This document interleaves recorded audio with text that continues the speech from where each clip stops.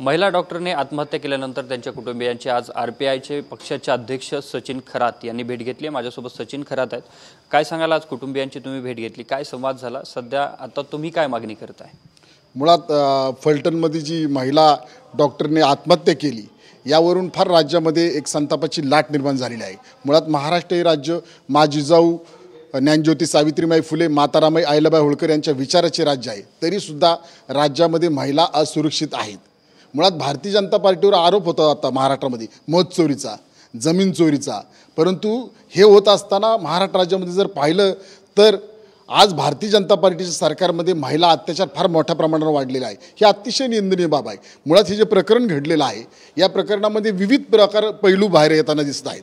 आपण जर पाहिलं तर मी आज त्यांच्या कुटुंबाची भेट घेतली, त्या कुटुंबाचं स्पष्टपणे मत आहे की ज्यावेळेस ते याच वर्षी मार्च आणि फेब्रुवारी महिन्यामध्ये ज्यावेळेस घरी आल्या त्यावेळेस त्यांना सांगितलं होतं घरच्यांना त्यांनी की मला त्रास होतोय, कामामध्ये खूप त्रास होतोय, असं स्पष्टपणे त्यांनी सांगितलं होतं। माझ्या माहितीनुसार आज एका मोठ्या इंडियन एक्सप्रेस पेपरला सुद्धा मोठी बातमी आहे की 113 PM त्यांच्यामार्फत झालेले होते आणि वेळोवेळी त्यांना PM साठी पाठवलं जात होतं असं त्यांच्या कुटुंबाचा आरोप आहे। याची चौकशी होणं गरजेचं आहे ना। आणि दुसरी गोष्ट, आज ज्यांच्यावर आरोप होत आहेत त्यांची माननीय मुख्यमंत्री साहेब बाजू घेताना स्पष्टपणे दिसत आहे, हे स्पष्ट दिसत आहेत ना। म्हणून मी मागणी करतोय पहिल्यांदा की माननीय खासदार निंबाळकर साहेब आहेत, त्यांचे 2 PNची या प्रकरणामध्ये समोरासमोर म्हणजे नावाची चर्चामध्ये होत आहे, तर त्यांची नार्को टेस्ट झाली पण नाही दोघांची, त्या 2 PNची, त्या 2 PNची नार्को टेस्ट करा, सर्व बाहेर येईल। खासदारांचंही नाव येतं यामध्ये, त्यांच्याबाबत काय मागणी कराल? जर त्यांचं नाव येत असेल तर त्यांची नार्को टेस्ट झाली पाहिजे। ज्यांचं या प्रकरणामध्ये नाव येतंय त्यांची नार्को टेस्ट झाली पाहिजे, ही आमची स्पष्टपणे मागणी आहे। मुळात बीड जिल्ह्याची ओळख ही पुरोगामी राज्य आहे, पुरोगामी जिल्हा म्हणून ओळख आहे आणि या बीड जिल्ह्यामध्ये फार मोठा वारसा आहे गोपीनाथ मुंडे साहेबांचा, विचाराचा वारसा आहे, बहुजन विचाराचा वारसा आहे। त्यांची मुलगी माननीय मंत्री पंकजताई मुंडे मंत्री आहेत, परंतु माझं मत आहे या प्रकरणासाठी ते का मोर्चे काढत नाहीत?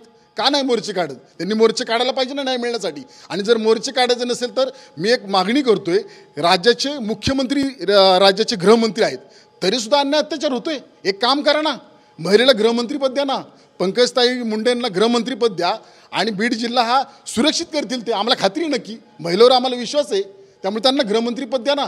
आणि महिला आयोगाचा जर राहिला प्रश्न, महिला आयोगाच्या ज्या अध्यक्ष आहेत त्यांना बरखास्त करणं गरजेचं आहे। त्यांचं कुटुंबाचं मत आहे की आमच्या मुलीवर चारित्र्यावर शिंतोडे उडवलेले आहेत, त्यामुळे त्यांना तात्काळ आजीदादांना मी मागणी करतोय, ते पालकमंत्री आहेत, उपमुख्यमंत्री आहेत राज्याचे, की तात्काळ त्यांना अध्यक्षपदावरून बरखास्त करण्यात यावं, हकलपट्टी पक्षातून करण्यात यावी। असं वक्तव्य या महिलांच्या आपला फार मोठा वारसा आहे महाराष्ट्र राज्य आणि तुम्ही अशी वक्तव्य करताय, त्यामुळे तात्काळ त्यांची हकलपट्टी करण्यात यावी अशी मागणी आपल्या माध्यमातून मी करत आहे। दुसरं माझं मत आहे, जर महाराष्ट्रात जर पाहिलं तर हे महिलांवर अत्याचार वेळोवेळी होताना दिसत आहेत। आज हे महायुती सरकार ज्यावेळेस आल्यापासून सोमनाथ सूर्यवंशी प्रकरण परभणीमध्ये, संतोष देशमुख बीडमध्ये प्रकरण, हे बीड जिल्ह्यामध्ये का घडतंय आणि बीड जिल्ह्यामध्ये अन्याय अत्याचार वाढताना दिसत आहेत। म्हणून तर मी आपल्या माध्यमातून मागणी करतोय की माननीय गृहमंत्री यांनी आता गृहमंत्रीपद सोडावं आणि एका महिलेला गृहमंत्री बनवावं पंकजताई मुंडेंना। आणि एक मला पुढची मागणी करायची आहे की एक सुशिक्षित महिलेला महिला आयोगाचं अध्यक्षपद द्यावं। आज सुषमाताई अंधारे या विषयावर आवाज उठवत आहेत, आमची मागणी आहे की सुषमाताई अंधारेसारख्या सुशिक्षित महिलेला महिला आयोगाचं अध्यक्षपद द्यावं, तरच हे व्यवस्थित चालेल।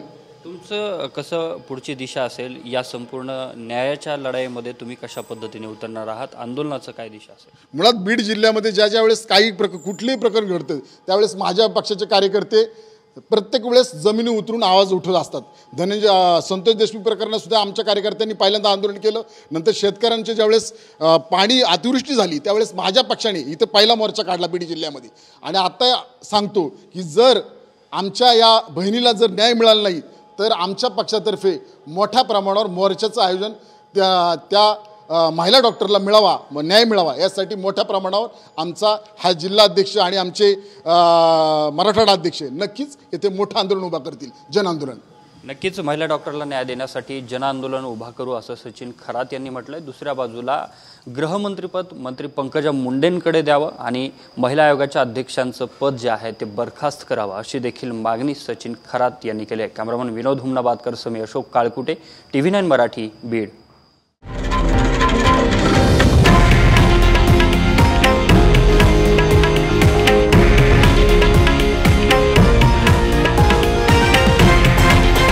हे आहे देशातील नंबर 1 न्यूज नेटवर्क आणि आपण पाहत आहात TV9 मराठी, एकमेव.